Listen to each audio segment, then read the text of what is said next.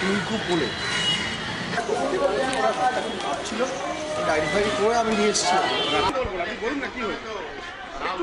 ঠিক আছে ঠিক আছে, আমি আপনি আগে নিয়ে যাই, ওকে মেয়ের কাছে নিয়ে যাই। তোমরা কি করছো? ধর্ষণ করে বাবুঘাটের কাছে ফাঁকা মাঠে যুবতীটাকে এখন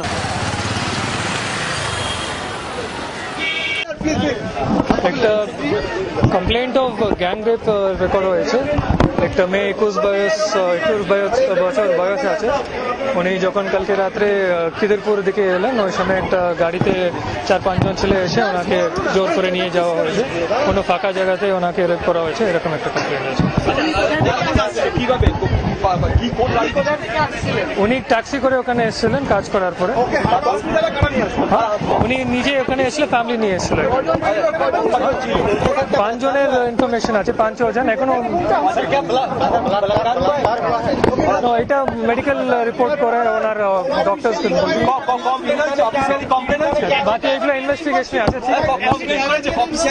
অফিসিয়াল কমপ্লিট হবে।